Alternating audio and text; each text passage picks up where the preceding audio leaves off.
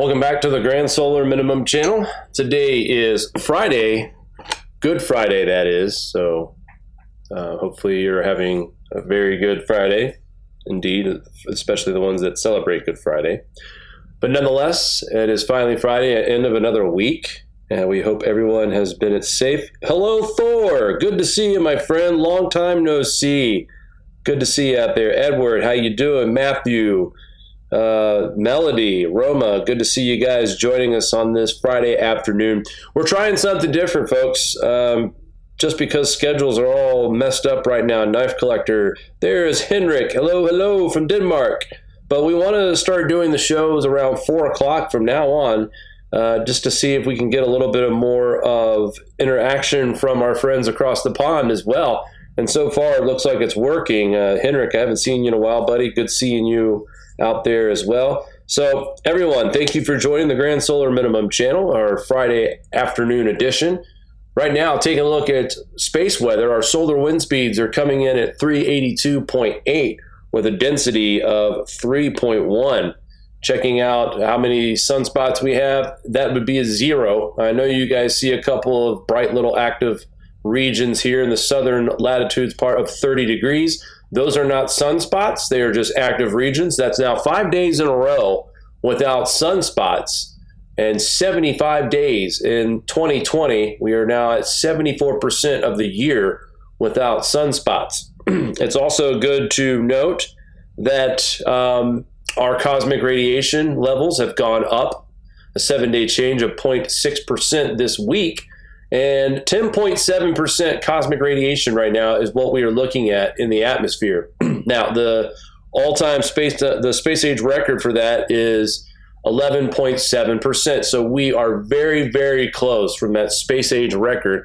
And if I had to guess, if that record was going to get broke, it would definitely be this month because of all the peak minimum weather that has been predicted at this point of the cycle, somewhere between this month and next month. So it'll be very interesting to continue to watch what happens here with cosmic radiation. Will it break it or set a new space age record?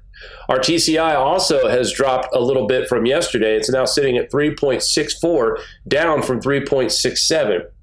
Our KP indice is coming in at a 2, and the 24-hour max is also at a 2. And that is the current still shot of our star there in the left corner, the 193 angstrom. We do have a solar wind expected to pick up around April 11th through the 12th. That's tomorrow. Let's go ahead and take a look over at grandsolarminimum.com on our space weather section to take a look at some more space weather stats. The solar X-ray flux is quiet for the time being. We had a couple of minor B-class flares over the last 7 days, nothing serious. Our KP indices have been averaging around 2 to 3, occasionally hitting that 4 mark, but nothing as far as any kind of geomagnetic activity expected, even with this incoming solar wind that we have. Let's get a look at our star here and get the big picture, right? This is the 2 active regions that we see on the eastern limb. They are now appearing here in the 30 latitude. They are not labeled as sunspots, and as you can see behind the eastern limb, which is right in here, we don't have anything major to report. So we could see another streak of 15 to 20 more days without sunspots unless we get some kind of spontaneous burst of activity from our star. But right now, we are still holding very steady when it comes to solar minimum conditions. All right, I want to start today over at the No Trick Zone. And this website is linked on our website, actually, and one of the best websites for scientific papers and correlating proof about global cooling and what the sun does to our climate. Hello out there to Scott Rose as well. Good to see you. Pete, how you doing? Dead Dog, long time no see, sir. How you doing? I hope that's a sir. I didn't mean to call you sir if you're a woman. Anyway, just wanted to bring this up today because I know I've been preaching a lot about correlation this and correlating that. And I was really pleased with this brief article. This is 7 new 2017 papers forecasting global cooling another ice age will begin soon, according to this. During 2017, 120 papers linking historical and modern climate change to variations in solar activity and its modulators, clouds and cosmic rays, have been published in scientific journals. It has been increasingly established that low solar activity and increased cloud cover as modulated by cosmic rays are highly associated with a cooling climate. In recent years, the Earth has unfortunately left a period of very high solar activity during the modern grand maximum. Periods of high solar activity correspond to multi-decadal and centennial scale warming. Solar scientists are now increasingly forecasting a period of very low activity that will commence in the next few years by around 2020 to 2025. This will lead to climate cooling, even little ice age conditions. And then there are 13 recently published papers here that correlate this message. And yes, our friend Valentina Sarkova's paper is also referenced in this list of correlation of cooling that is coming around the bend for us. Here's Zarkova's. Again, she believes grand solar minimum from 2020 to 2053. But very informative piece here at No Trick Zone. But looking at this chart really makes you put things in perspective. And I'm talking about this graph right here. Let's zoom in just a little bit. It's very hard to see the numbers. These are the predicted solar cycles. You've got solar cycle 24, which is right here. This is the prediction for solar cycle 25, which I think is fair. And then you have solar cycle 26. That's a pretty sharp decline from our maximum in solar cycle 23 and 22. Now, this was the grand maximum period from here around the early 1900s through the 2020s. And now we start the grand solar minimum period. Now, I don't think that, excuse me, I don't think by any means this is referencing that we are going to be bottomed out, zero sunspots till the end of 2000s, at least to 2100. That's not what this is saying. There's a question mark here as a question of what happens after 27 is still up in the air, or 26 and 27, I should say.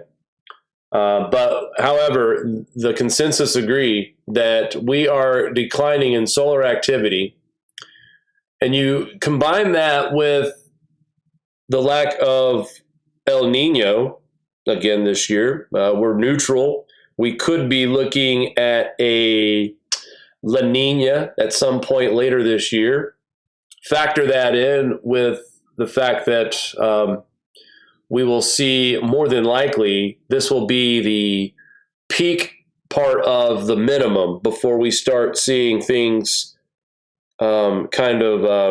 getting active again. By 2022, 2023, we'll start seeing a more active sun, but nothing like the maximum that we had from 2013 through 16.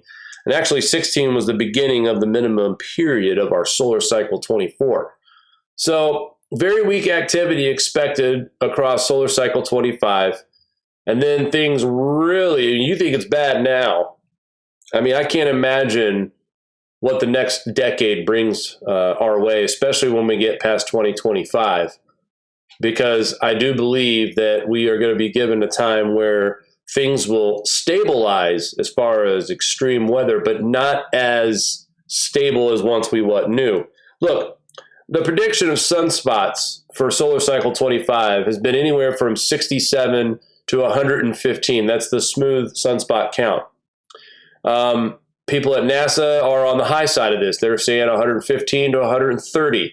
A lot of independent researchers are the ones that are probably in the ranges of 60s through the 90s. I think our friend David Birch, the Starman, is predicting somewhere right around 91, I think. I may be a little high on that. I'm not sure. But so I know there's a lot of fluctuation and flexibility in this prediction on how much activity we will see in the next several years. But nonetheless, if you ever have problems with talking to your friends and family, and they really want to look for themselves, they want to see the actual data. They want to see the real papers. They don't want to see, articles off of the Washington Post or whatever garbage publication that's out there. They want to see the actual scientific proof, because that's what a lot of people believe anymore these days. I hope anyway. I know I do. I believe in the science. So we are providing this link today over the No Trick Zone. Please share this with your friends and family. And make sure you tell them that when they start reading these papers or these abstracts, take your time. Don't try to power through this. Don't try to rush through it. I can tell you this, my research over the last 4 years, I've learned a lot. I've gained a little bit more understanding. However, I still have a lot to learn. And so do a lot of us out here about grand solar minimum. No one's ever been alive for this before. No one's ever seen a grand solar minimum before. All we can rely on is historical information. So far, the historical information has been a decent model and a guide for us to kind of follow what to expect during grand solar minimum, aka solar minimum conditions. So I just thought this was a good article and was happy to see a little bit more proof being thrown out there. A lot of people make their decisions driven off of facts and not speculation. I know it's really easy just to believe an actor or a celebrity that talks about climate change. It's frustrating, actually, to see people like Bill Nye. For instance, my son is homeschooling right now, and in his science class, he was forced to watch a climate change video with Bill Nye in it. And man, is that really, really tough pill to swallow, knowing what I know. And he laughed. He actually told us, he said, hey, Dad, look what we're watching. And I laughed, and he laughed, and he knows it's bull. I mean, he's a pretty smart kid, and so is our stepdaughter, my stepdaughter as well. She's pretty smart as far as knowing to trust science. And, I just put it to him like this. I told him, Bill Nye is not a scientist. He's not a climatologist. So would you take advice from someone who is not a climatologist or an environmentalist or a scientist or anything, right? And of course, his answer was no. It's like taking medical advice from an economic standpoint. Someone who drives the economy is going to give you medical advice that you wouldn't feel comfortable about that. I wouldn't feel comfortable about getting financial advice from a veterinarian who studied, they might have some good tips here and there, but they're not going to be the expert. So what I try to tell my children when it comes to learning about climate change in school is that you really have to understand the science of the climate. Take your time. You're not going to learn it in 2 years, 3 years, 4 years. They're young, so they have plenty of time to make up their minds for themselves. But I think with the guidance of Mari and myself and other folks who will also contribute in the education of this is going to stare people in the face. The cooling climate, the heavy snow, the more ice in the Arctics, the consistent short growing seasons, the issues that we will continue to see with earthquakes and volcanoes, and possibly solar storms. Solar cycle 25 during its maximum, it's still not going to have a full strengthened magnetosphere to protect us during possibilities of solar flares that could come from the sun during the maximum period. So again, it's frustrating that so many people rely on non-scientists, non-climatologists like Bill Nye. They shove it down our children's throats, unfortunately. But thankfully, our kids are pretty smart. They love science. They love math. And they are always curious in learning as far as what the real science is, and not just taking the words of a celebrity or or someone who's not a trained profession, just an actor, just to push an agenda. Let's just hope that there's more parents out there who are also trying to help their kids know the difference between real science and indoctrinated science like we have in our school systems, unfortunately. Now, I know the next question is going to be, how do your children listen to the science teacher? Are you just saying they're wrong in the climate department? Yes. at this point, yes. I don't have any other issues with what they teach in schools about science, biology, health, social studies, civics, mathematics. I don't have a problem with that stuff. Although the Common Core math is a little ridiculous these days. But other than that, the only thing I see right now that I really feel that really needs a tweaking, and if you guys remember, those folks who were in high school in the 70s and the 60s, you guys were taught about global cooling. You guys were told that natural climate change, not man-made climate change. So anyway, let's get back to more of that. Let's hope that we continue to find the science so we can educate our children for the future. That way they're not caught surprised and unaware of what's happening around them. Because let's think about this, guys. When we are in the peak, the hardcore nitty-gritty of this grand solar minimum, we're at the very beginning right now. When we're in the peak of this, our children will be graduating high school. They'll be trying to go to college and get jobs, become adults, and carry on with their lives. But what kind of challenges are they going to see in the 2030s and the 2040s? Could we be dealing, I mean, right now with the challenges that we have today, how much worse will the food shortage situation be, or crop damage, or things of that nature, or maybe just areas that can't grow anymore? All right, let's go over to Watchers.news. Moderate explosive eruption continues at Klyachevsky. I think that's how it is. Klyachevsky volcano in Russia.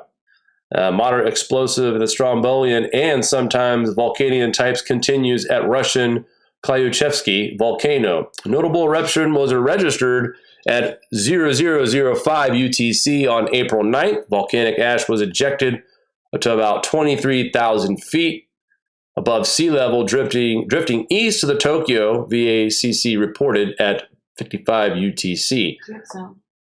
Yes, I do. I believe so. It must be just you. Way to go, knife collector. I hope so anyway. Well, turn up the phone just to make sure. We have been known to have glitches like that, so I don't mind the interruption for that. Nope, I hear it. Okay. So anywho, moving along here, the ash emissions continued through 6 o'clock UTC when another similar eruption took place. Ash plume rose to the same height, but this time drifted to the south. Both dissipated on satellite imagery by 11:20 UTC. Explosions up to 16 to 23,000 feet could occur at any time. Ongoing activity could affect low-flying aircraft. Now, yesterday, we talked about Shivalu, 33,000 feet. They're still calling for a chance for 33,000 feet ash plumes with that volcano as well. And on this one, coincidentally, also is looking at a similar eruption at some time in the next 14 to 21 days as well. So volcanoes starting to wake up a little bit. We were talking about the possibility for earthquake activity. We haven't seen really anything above a 6.5 or stronger, but since the time I've announced the earthquake possible uptick, we have had 2 decent volcanic eruptions in the past 3 days. So that could also be a factor of what we're looking at with KP indices and the incoming solar wind that will be here this weekend. Major spring snowstorm hits Maine, power out for 253,000 customers in the U.S. I know when Thor got into the chat earlier, he was saying they got around 12 inches of snow on April 9th. Powerful spring snowstorm pounded Maine, U.S. on Thursday night, April 9th, 2020, causing hundreds of road accidents, disrupting power to more than 253,000 customers.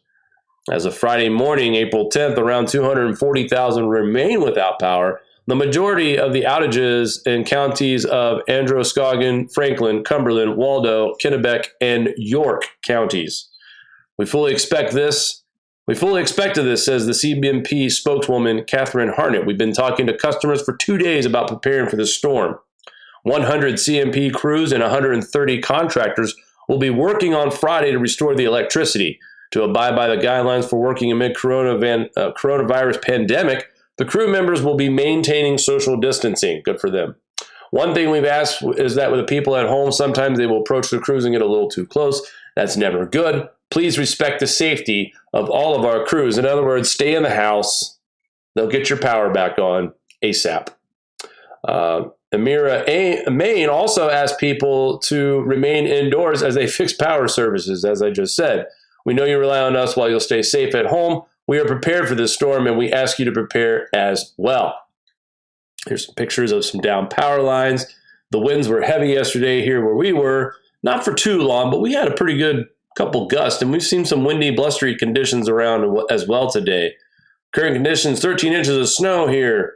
And this picture here by Dylan Savulu. Jeez, it's beautiful though. You gotta admit that. Absolutely gorgeous pictures here. Does not look like we are heading towards spring. Imagine that some of the downed tree lines and the power lines also were probably from the fact that, this is a heavy snow that accumulated quickly.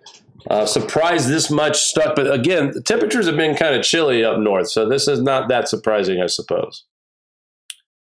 See if we have any more. Meanwhile, state police said hundreds of road accidents occurred during the storm, but spokesman Steve McClawson said that there were no major injuries or problems. These reports were of overturned vehicles in Portland, Oxford, and Sabatis. News Center Maine meteorologist Todd Guttner said the storm is elevation dependent and could match some of the heaviest snow of the winter season. As really, we didn't see a lot of snow anyway, so that's not saying much. But this is a pretty heavy snow here and a pretty good accumulation for this time of the year as well. National Weather Service said that gusty winds still may pose risk for more power outages as it exits the area on Friday. The storm is starting to exit this morning, but we are going to have gusty winds behind it, which may slow the power restoration efforts a bit. It's not overly cold, but because it's not in the dead of winter. But, tonight's low temperatures, Friday night, are only going to be in the upper 20s to the lower 30s. So it's not going to be bitterly cold, but the longer you go without power, the more issues you're going to have with people being in their homes.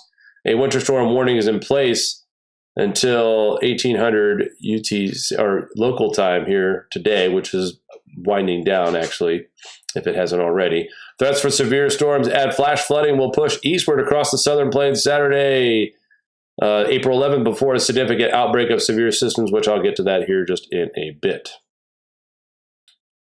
Thanks to the watchers for the report on the snowstorm here in Maine. We knew that was coming last night.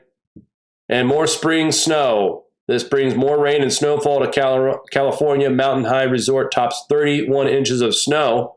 Rain and snow continue to fall Thursday in parts of California as a wet spring following a no-show winter pushed back against resurgent dryness that spread over 3/4 of the state this year. This guy is a word poet. Mountain peaks from this is the same website that had all the S's in that sentence the other day when I was reading something about super spread system storm surge, something like that. Anyway, mountain peaks in the Sierra Nevada to major ranges crossing Southern California glisten with new coats of white as hillsides sported increasingly vivid shades of green, fueled by precipitation that began in March after a largely withering January and February. Not that this is a writing class, but that was the longest sentence I think I've read today, and that took up almost an entire paragraph. The latest storm entered the state from the north last weekend and slowly moved down the coast. In its 5th day, it's still drawing bands of rain into Southern California and producing remarkable amounts of snow at higher elevations. Check out the pictures here. We've seen tons of snow here in the last week or so in this part of the country. The overall area was affected by the condition, caught abnormally dry, as well as drought decline from about 75% of the state to just under 68%. I'll show you the actual drought situation, folks. It's very, very, very minor. I don't even know why it's even being considered a drought situation. We've seen tons of rain and snow hit the California and the mountain ranges as well. 10 killed by lightning strikes in separate incidences in Andhra Pradesh, India. As many as 10 people have been killed in lightning strikes in 3 districts of Andhra Pradesh, and the State Disaster Management Authority said here on Friday. In a release, the SDMA said 7 people were killed in lightning strikes in 5 mandals of SPS Nellore district, 2 in Guntur, and 1 in Prexham district on Thursday. We had an issue, advanced warnings with likely locations of the lightning and asked people to stay in safe places, but still, the deaths occurred. For instance, the SDMA sent out bulk text messages and also WhatsApp apps messages at 10:22 a.m. and 10:58, alerting people about lightning strikes. That's pretty accurate stuff there, guys. I don't think I've ever gotten a text message alerting me for exact, precise lightning strikes. However, nonetheless, why is this making the grand solar minimum news? Guys, check out this image here. And it's something very important to mention. I don't know about you, but I see a lot to deal with cosmic rays in this image. The fact that we have that purple shade in the sky, that is clear evidence. The more darker purple you have, the more evidence that we have higher volumes of highly charged particles in our atmosphere at the time. So, and with this lightning just being bolder, killing that many people, and several alerts were launched, that just gives you a glimpse of the intensity of this lightning strikes that we had from this storm here that unfortunately killed 10 people. All right, let's move on here. Snowstorm to unfold from the Rockies to the Great Lakes as temperatures plunge. Another plunge of cold and snowy weather across the northern tier of the United States. This weekend will be Mother Nature's not so subtle reminder that winter isn't quite ready to quit. Arctic air will spread across a large portion of the country by Monday. AccuWeather lead long-range meteorologist Paul Bostalik said the core of the cold will be just east of Continental Divide across the Front Range and the plains into the Midwest, where temperatures will average 10 to 20 degrees below normal. You guys can see the map here. The majority of the midsection of our country is going to be a little bit chilly next week, early next week. That won't last all week, however, but still interesting to point out as I'm going to go over a couple of crop condition reports here just in a minute. Reading on here, temperatures may approach 30 degrees below normal in such places as Rapid City, South Dakota, and Denver, Colorado, where forecasters say Sunday, Easter, will be colder than New Year's Day. Both cities had highs on 50 degrees Fahrenheit on January 1st, but are likely to have highs in the upper 20s and to the lower 20s on Sunday, April 12th. Isn't that something? Colder, way colder on Easter than it was on the first day of 2020. Such frigid conditions will reach the northern Rockies on Saturday before spreading across the entire swath of the northern and central Rockies and northern plains by Easter Sunday. Gusty winds on the leading edge of the cold push will plunge AccuWeather real-field temperatures into the teens and single digits. High temperatures in the 30s and 40s will encompass the entire north-central states by Monday. And they have a map here breaking down exactly when the snow arrival they are thinking when this is going to happen, starting at 1 a.m. Saturday across Montana through parts of Minneapolis, Monday 1 a.m. and 7 a.m. Monday to our friends in the north there in Canada. Residents in Great Falls, Bozeman, and Billings, Montana can expect spring snowflakes to fall in earnest Friday night through Saturday. Travel is likely to be treacherous along stretches of I-5 or 15 and 90 during this time. By Saturday night and Sunday, snow will spread through the central Rockies, High Plains, with such locations as Cheyenne, Wyoming, Denver, Rapid City, North Platte, Nebraska, all in line to receive accumulating snowfall. Deteriorating travel conditions are likely with slippery snow cover conditions along Interstates 25 and I-80. Yes, that infamous I-80, and they have the repetition for the wrong reasons for sure. Forecast in the northern Rockies, we're looking at about 6 to 12 inches in that area, and an AccuWeather local storm max of 20 inches is also in the forecast for places like Upper Peninsula of Michigan, the Black Hills of South Dakota. Blizzard conditions, as I mentioned yesterday, are possible. That is the bottom headline of this. But in these parts right here, you'll see the ISO bars will favor some whiteout conditions, some heavy snow, blowing snow, drifting snow, sharply colder, and of course slippery travel with visibilities being dropped to almost zero. And while that's all happening over the weekend on Easter in the north and the central Rockies, we have a very dangerous low pressure system. We talked about this yesterday, and they're fine-tuning this forecast, and now we're getting a better idea of what we could expect. Potentially dangerous severe weather outbreak is likely this weekend. The severe threat stretches from Texas to the southeast. Severe thunderstorms may be most numerous by late Saturday through Sunday night. Again, we are going to have possibilities for tornadic activity overnight Saturday night and possibly overnight Sunday night as well. A number of tornadoes may be strong and have long tracks as well. A threat for flooding, rainfall is also in play. Uncertainty in the details remains. Check back for weather.com or your favorite weather channel for current updates. Here's what we're looking at for Saturday and Saturday night. The bullseye going to be San Antonio, San Angelo, near Houston, Dallas, also with that possibility of some severe weather. Shreveport, Louisiana, Oklahoma City, and Wichita are in the slight possibilities. And then we move into Sunday night. And that purple, the one thing I'll say, guys, when you look at these channels like AccuWeather and weather.com, and they show several different shades, usually the darkest shade in the middle is almost 100% accurate. And when they have that kind of confidence, this is the area I think everybody needs to pay attention to. Birmingham, Alabama, Jackson, Mississippi, Shreveport, Louisiana, most of northeastern Louisiana. So Mississippi, it could be a long day. The southeast corner of Arkansas also. And you're not out of the woods. Central Tennessee, Nashville, Murfreesboro, Manchester, Deckard, Winchester. Those folks out there, Estill Springs as well. Chance for severe weather is still high. We're talking about flash flooding. We're talking about hail, damaging wind. But the majority of this tornadic activity is going to be along the deep south. We will see anywhere from 2 to 4 inches of rain in that dark purple area and the red area. Possibly some localized areas could see anywhere from 5 to 7 inches of rain.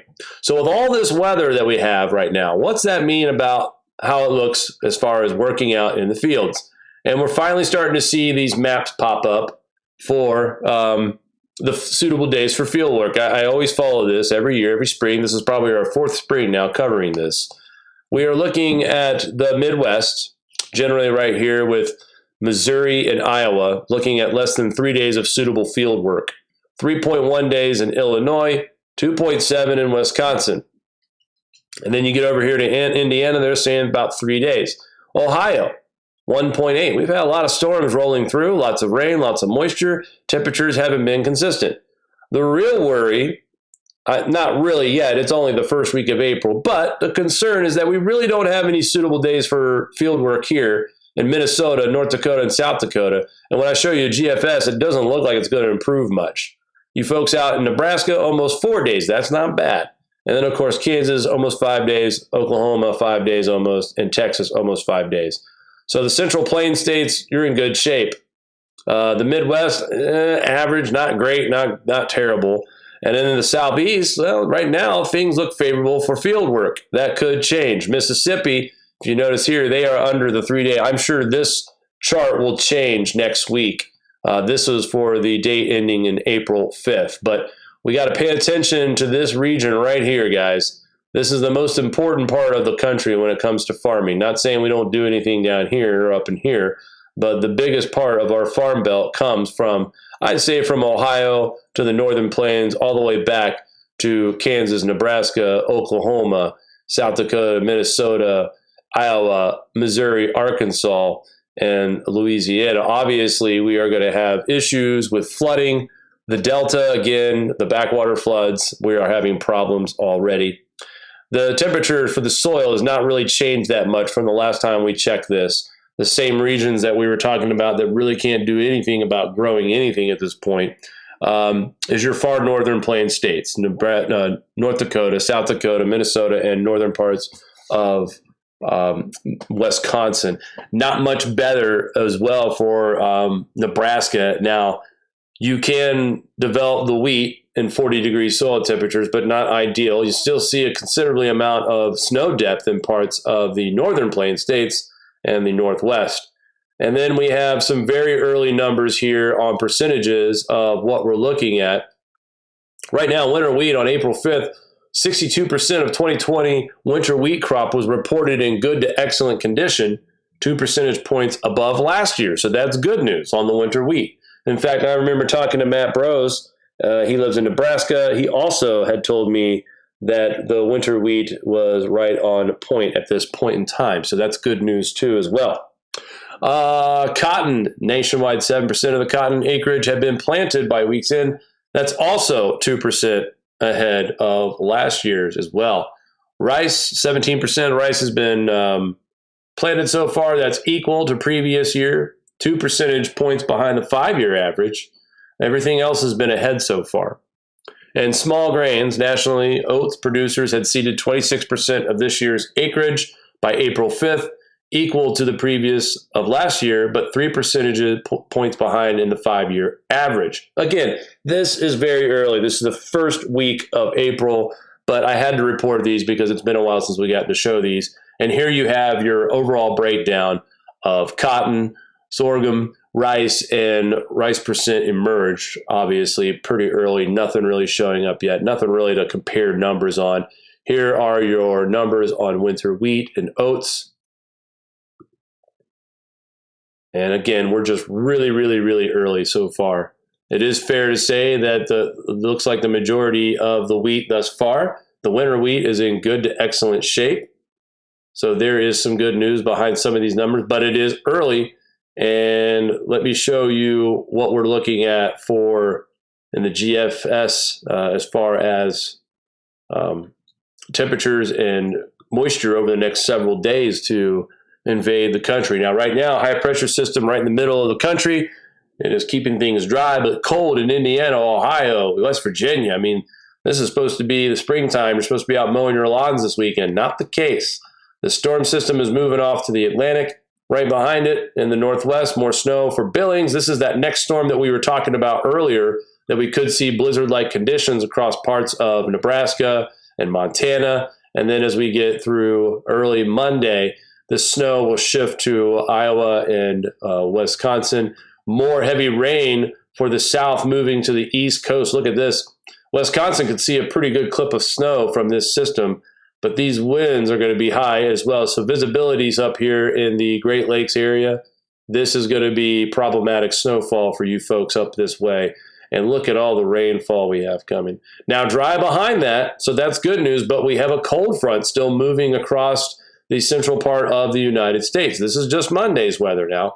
And this storm will also move out, kind of like the one that we're just witnessing now, but the snow's not going to wrap back into the Northeast like with this last one. Maybe some light lake effect snowfall in the upper part of New York, but nothing crazy. Actually kind of quiet on Wednesday, April 15th.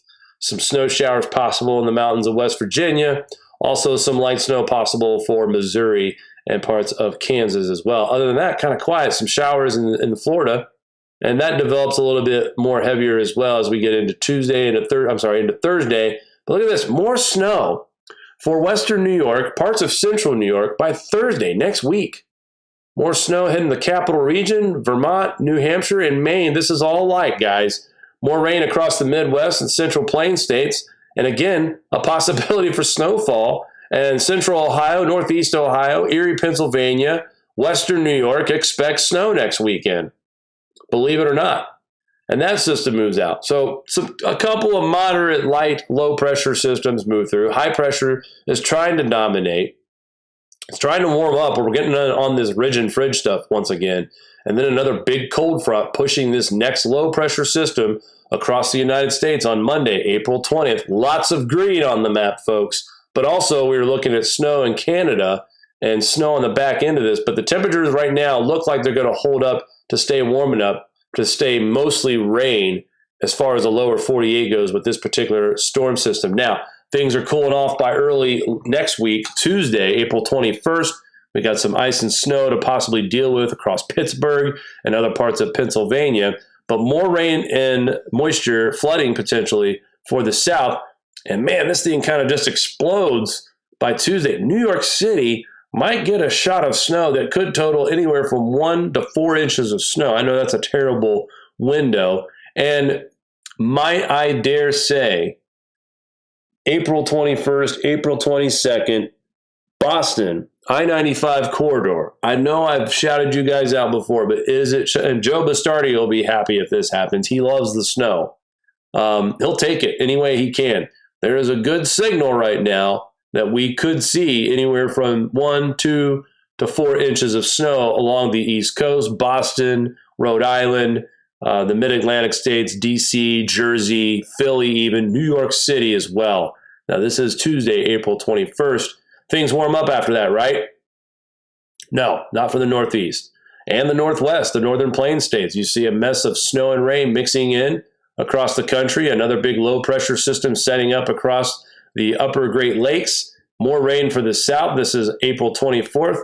And look at this, guys, a dual low-pressure system that's dragging down in the lower 48, once again looking as if temperatures will drop again. More severe weather and rain for the South and the Tennessee Valley.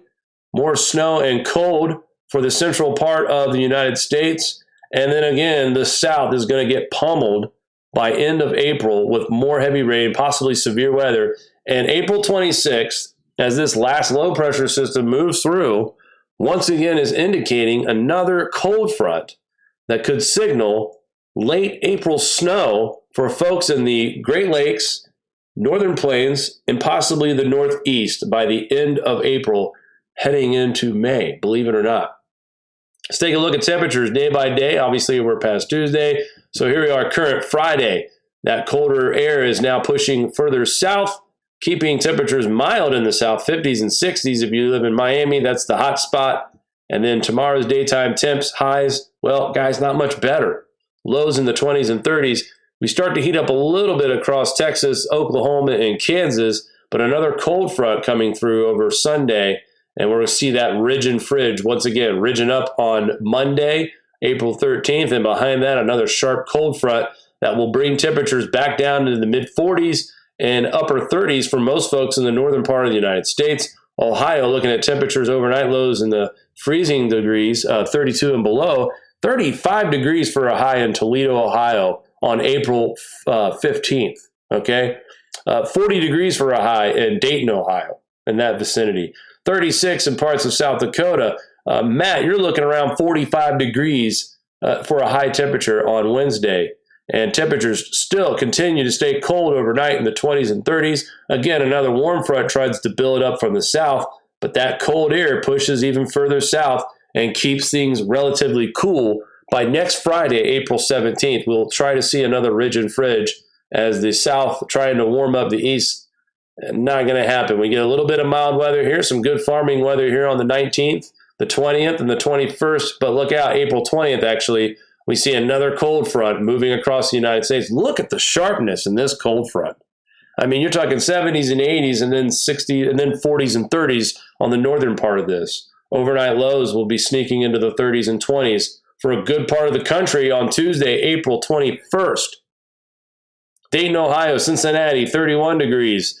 29 degrees in parts of Missouri, Springfield, Missouri, Kansas City, 29 degrees for an overnight low.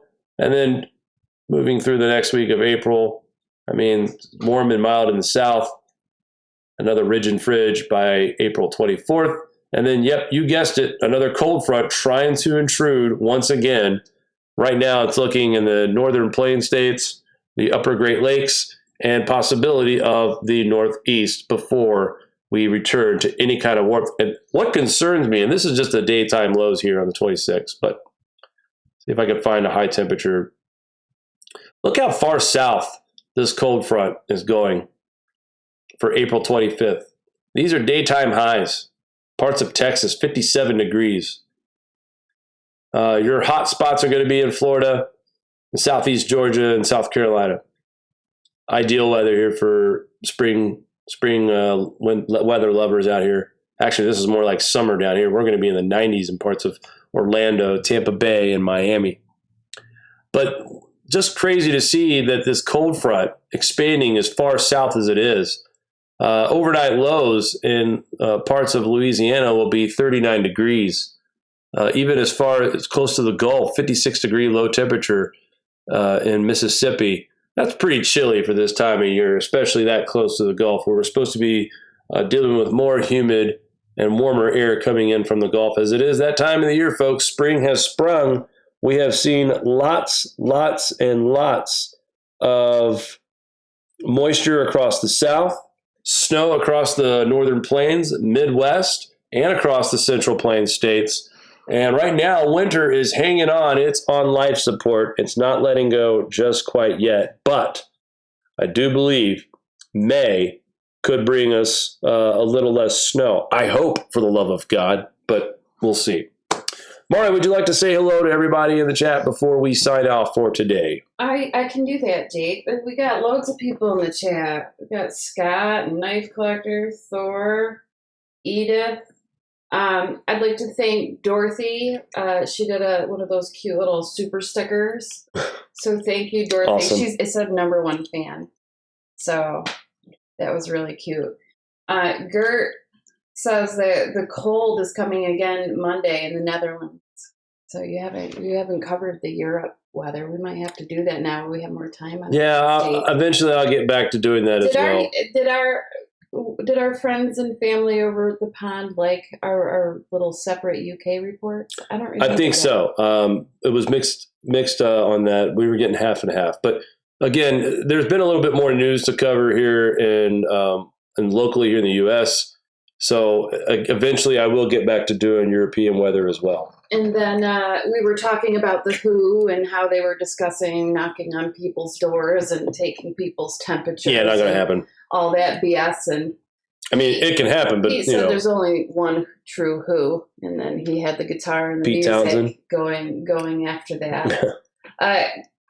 Kansas Terry says 2 days ago it was 88 degrees. Last night it went down to 27 degrees.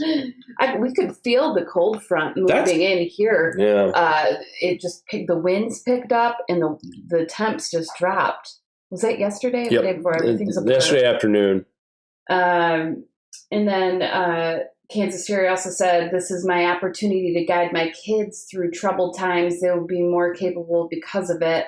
Though my kids are thankfully old enough to benefit." So this is a good time to assess values and needs and essentials with kids. It does offer a new time for perspective and reflection. So absolutely, a lot of people are talking about how they're going to do international travel with shot records and evacuation. Oh, I heard that. The Dr. Fauci actually made the statement today. Yeah, that you'll have to carry around an immunity certification if there is any immunity yet. I think at most that's probably what they're going to do. A lot of fear porn sensationalists like to throw in the chip concept. I think that's too early. I think they know better. Well, it's being tested. It's being tested, but I don't agree with it. I think a lot of people that are woke are going to fall for it, and they know that. 98% of the people are going to fall for it. So, Halsend, hopefully I didn't butcher your name. He or she, I really don't know. I'm sorry. China, not in their second wave, but third. They hid the first wave that occurred late November. The wave we saw was the second, which we saw a lot of them drop from heart attacks due to reinfection. On the second wave. Makes sense. Which is interesting. Who knows? Well, can I say this real quick? The second infection, that to me makes sense on the heart attacks, because if anybody... Was it called the cytokine? Am I pronouncing that right? I know what you're talking about. Cytokine storm? But it's kind of the same thing as a drug addict. Someone who's addicted to something like heroin or cocaine, when you quit, after you've cleaned your body out and you relapse, it hits you harder the second, and then you quit and clean, and then the next time you relapse, it hits even harder. So as far as like accounting the heart attack drop deaths, if those were second wave folks, that makes sense to me.